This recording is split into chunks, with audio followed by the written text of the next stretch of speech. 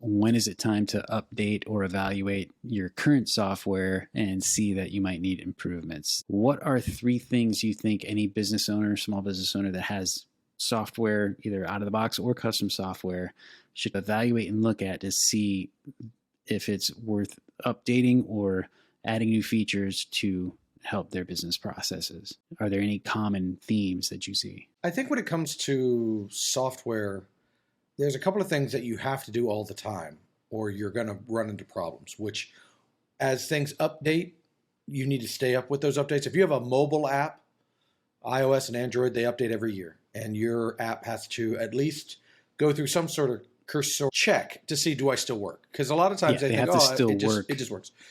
And when you're thinking about systems, building a modern app, I paid this much for it, that's all I should pay for it. That's not how that works.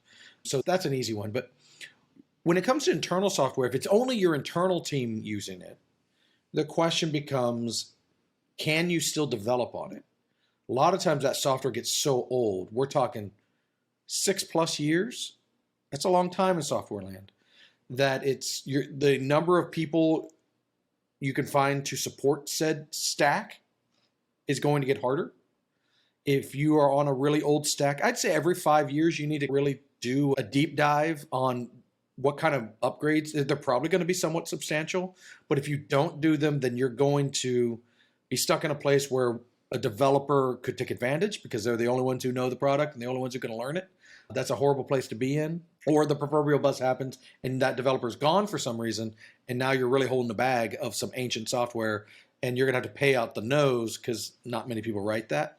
That happens. Yeah. And I'm sure a common solution that some of these businesses find for that is just don't fix it if it's not broken. Just patch, and get it working for a little while until we figure something else out, just to keep business going. Oh, that is very common. And I'm sure fixing eventually.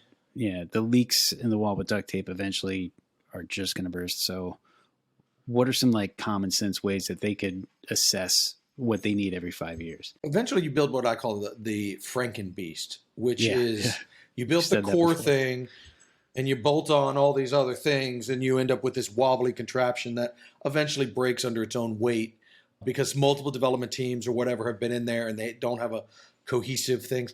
And generally that's not, if you're doing a purely internal app, that's not that big of a deal. As long as it's working, fine. You can stretch that a bit further if it's purely internal. When you're customer facing, that customer is regularly seeing new apps and new websites and new this, that, and the other. And so if yours looks old, it's going to hurt you. So when you are the natural progression of people who like custom software, and that's a mindset, right?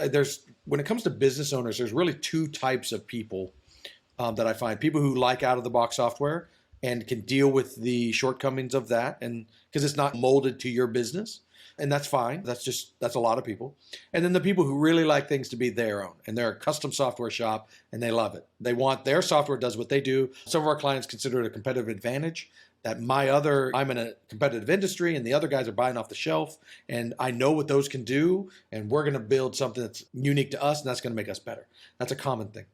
Yeah. If you are that custom software kind of guy, which is generally who we're talking about, you'll come to a company like ours and you'll say, hey, I want you to build an app or revamp this app or wherever you are in your life cycle.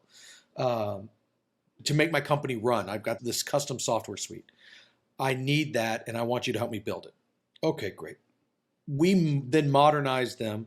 Usually signs of that are data duplication. Your poor back office staff is typing the same thing 3 times. That's a very common way that you need some software. Yeah, to 3 different sections of the software, to just meet 3 different needs. Or you're running reports in 5 different places because only some of the data is shared with each other. That's another common one. But what you find is the company will come in, the development will happen, everything magically occurs, and you have this great software suite that has made your life easier on the back office. Your back office team is more efficient. They are happier generally because they're doing the stuff they love rather than the rigmarole of typing that same thing in 6 times. But then once we've done that, then almost inevitably, the next phase is, the next pain in the butt is communicating and working with our clients. Like right now, I do X, and we email, when we're done with X, we email our clients and say, hey, look, here's what we did. Here's proof. Here's a PDF or whatever. And out of 100 clients, we'll get 20 calls in 6 months of, I lost my email. Can you resend me that? And those kinds of things just eat your back office time again. And so then we build a customer portal, right? And so now we're growing, and that's a very natural flow. But I don't think what you don't want to get stuck in latest and greatest. You don't want to get stuck in bleeding edge. That's an expensive hole. The bang for your buck is really small there. It doesn't matter the stack as long as you can find developers. It doesn't matter the language. It doesn't matter the interface even. I mean, as a UX guy, that pains me to say that. But if your team is liking it, then it doesn't matter. Eventually, we're doing this on 2 clients right now. A year ago, Microsoft Azure, which is where a lot of our clients live, have said, hey, this kind of VM, virtual machine, which is a type of server up in the cloud, we are deprecating it. It's going away. We're not supporting it anymore. So you get a year. They give you plenty of time to do this. You have a year to do something different because this is going away. And if you don't have an ongoing relationship with a devs team, that's cold water right in your veins.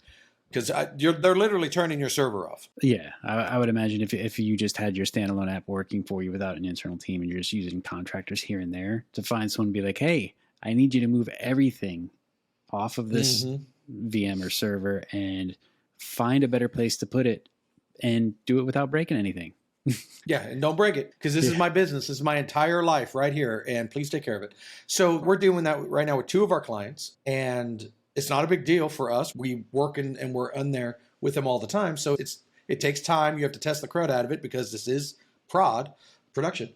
But that happens. There's nothing you can do about it. AWS does it. Azure does it. They all do it because they're upgrading too, right? They are changing their stuff. And the way that they do VMs now is very different than the way they did them 6 years ago when, in our case, the clients were stood up by another team, not us. You can always reach us. Hit us up with any questions, comments, or ideas at hello@thebigpixel.net. That's our email. Or you can reach us through any of our social media channels and leave comments on our YouTube video.